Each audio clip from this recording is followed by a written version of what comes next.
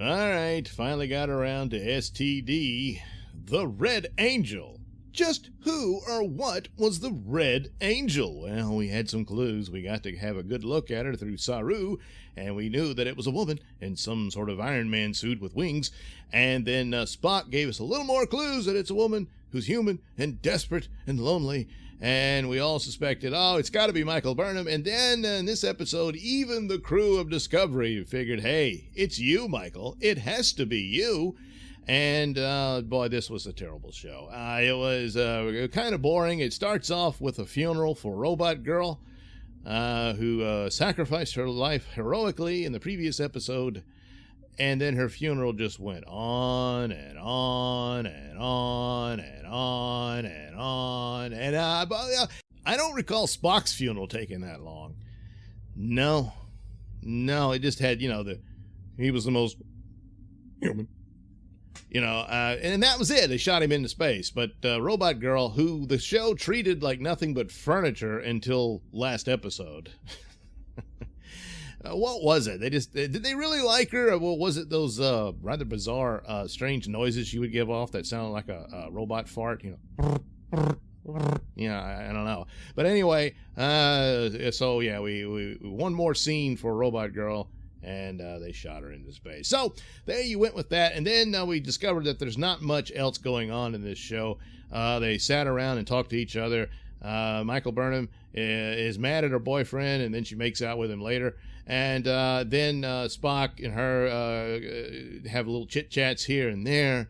But it's as heartwarming as can be for Spock, And then, what's-his-face, the head of Section 31, just decides to go ahead and reveal his big secret. Which is always the right thing to do, when you've got an evil genocidal maniac using that to blackmail you for power, you might as well better go ahead and fess up. So he tells Michael Burnham that he was the one responsible for his parents' death because, surprise, it turns out they were working for Section 31 too. Is anyone not working for Section 31? Just like Peter Parker's parents were S.H.I.E.L.D. agents, and Michael Burnham's parents were secretly working for Section 31 on Project Daedalus, which was a time travel experiment because they got intelligence that the Klingons were working on a time machine in order to possibly go back in time and wipe out the human race if need be. And so they had to counter that with their own time travel ability. And so there you go. That's the origin of the whole thing. Yes, once again, rewriting Star Trek when the original series clearly showed that the Enterprise was the first ship to travel through time, and that's the first time they discovered that time travel was even possible. They weren't even sure that you could do it until that moment. So, they'll just chalk it up to it was a secret and they didn't know or what have you. But Harry Mudd knew, apparently, according to Star Trek Discovery. Yeah, Harry Mudd had a time machine on his wrist. He just forgot about that. Here's Project Daedalus, and maybe it'll work, maybe it won't. We got to stop the Klingons. Well, just get Harry Mudd. He apparently just, I don't know, what did he do? Buy it and lost it, won it in a card game or some shit? So there you go. Harry Mudd had the time machine. And, all right. So they decide they need to set up a trap because they discovered that the Red Angel only appears, not only, but appears a lot of times when it involves Michael Burnham. So they figure she can be the bait, and they're still going with the assumption that it is Michael Burnham, which, gotta admit, I thought so too, But no, it wasn't her. By now, I'm sure you know, but yeah. But anyway, so they all set it up, and the idea is that they had to put Michael Burnham at risk and at the point of death. So they set up this whole thing where they suck all the oxygen out of this room, and oh boy, and Dr. Culber and Stamens are like, oh crap, we got to save her now. And Spock says, no, you've got to let it go through. And he pulls a phaser on him and all this crap. And Stamens and Culber it turns out, apparently, Georgiou, the evil Georgiou, must have had 3 ways with him or something. And at the very least, she says that Stamens was pansexual. And she chastised this gay couple about, don't be so binary. Yes, she tells the gay couple they need to check their privilege. Talk about kicking you right out of the show. Yeah, let's have some 21st century virtue signaling in Star Trek. Yeah. Well, and then Hugh approaches Stamens and tries to make up for what an asshole he was to him, but he's like, no, too late. So, well, maybe they'll work it out. But anyway, so that was the little side soap opera that they had in this episode. Back to Burnham. She's gagging for air and everything, and they're like, oh God, it's not going to work. And Pike's telling Spock, that's an order, Spock. And Spock's, no, I can't. And the idiot Admiral Cobb is just as useless as always. And turns out she's a therapist, and poor Dr. Culber approaches her for therapy. Oh boy, if only he knew, huh? Don't listen to that woman. I'm amazed she's even to dress herself. She's so stupid. So anyway, it works. Yes, the Red Angel appears, and the Section 31 ship is able to close the wormhole, and they spring their trap, and that's it. The woman falls out of her Iron Man quantum leap suit, and it's not Scott Bakula, although it might be. Maybe he leaped into this woman who, surprise, surprise, turns out to be Michael Burnham's mother. Yes, turns out she's not dead. And so there she is, and it ends. She's like, Mama? And it ends, Well, what happened here? Did Scott Bakula leap into Michael Burnham's mother? Well, no. But it appears as Michael Burnham's parents were working on Project Daedalus, and this is the time machine they developed. And something went wrong, and the Klingons attacked and all that. And so it appears that might have been the event that set off the splinter of the timeline to where you see that Star Trek Discovery doesn't match Star Trek at all. And so this could be their attempt at explaining that. At least they're making the attempt, but a lot of damage is already done. Now, a similar situation happened with the J.J. Abrams movies, which a lot of people moaned about it and stuff, but I thought at the time it was a good idea to be respectful of the previous versions, where you're going back to tell new stories about Captain Kirk and crew. So now it can't really mess up any of those stories because it's an alternate timeline, and that keeps it safe and everything.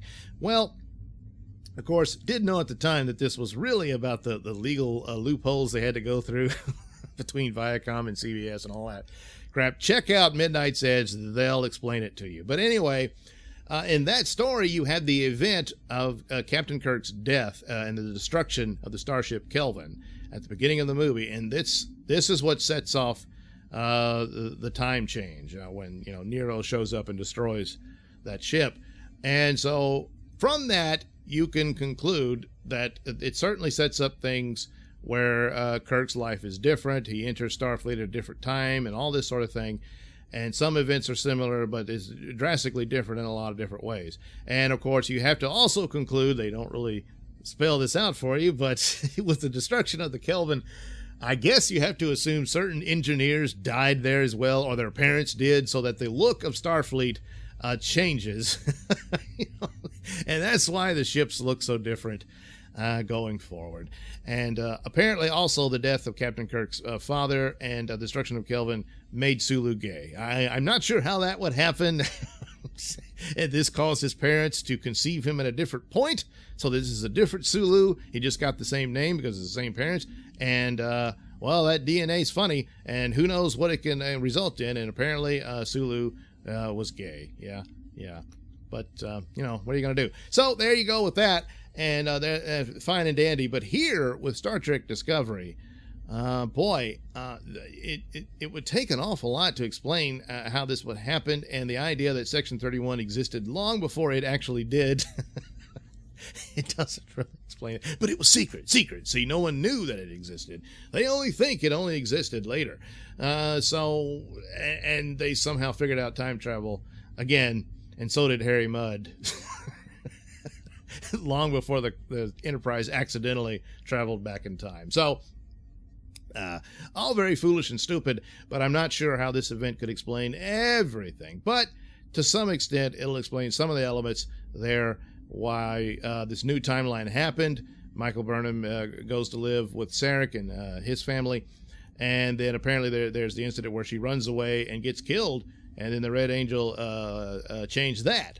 So this could be several timelines that splintered off into different ways. So by the time you get to the Discovery, you've got, several different ones going forward and whatnot. But still, getting back to the original point in time, I don't know. Perhaps, just perhaps, they could link this up to that old plot line from Enterprise, where there was the temporal Cold War and there was people from the distant future. This is a future beyond the Next Generation era, where there was this guy showing Archer that he was in the future, and he was like an agent from the Federation of the Future, and they had there was a whole department for time travel and whatnot, and it was a temporal Cold War. And then he even admitted that the timeline had already been altered. The whole war with the Xindi had not happened in the original one. So, good Lord, spinning out of Enterprise, you already had another alternate timeline, if you stay with that sort of thing, which I don't know that they did. But anyway, that's another way they could link it to that and say, see.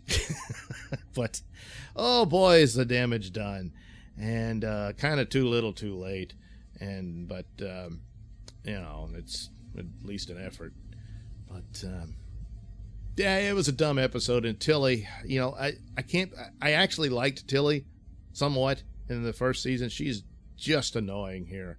It's beyond stupid to constantly have her doing this, to where she's just utterly irresponsible. I mean, Pike should remove her from the bridge. She's just not capable. She can't even do her job half the time. And, she's in the command program, so she can become a captain. But no. I mean, look, Michael Burnham, yes. Except, the bad record with starting the Klingon War and all that. But, nobody's perfect, but she's far more suited for it than Tilly. So, hell, Burnham's more suited than Admiral Cornhole, whatever. And, so, yeah, there you go. STD, the Red Angel. Oh, the secret is out. Yes, the Quantum Leap suit. Or Iron Man suit. Or, well, more Quantum Leap, I guess. But anyway, there you go. STD, the Red Angel. Oh, boy, can't wait till, well, the episode will come out today. Because I watched these really late. But anyway, there you go. No stars. This was just a slog. There were other episodes that were worse than this one, but it's just, oh God, it was boring. Just really boring. So there you go.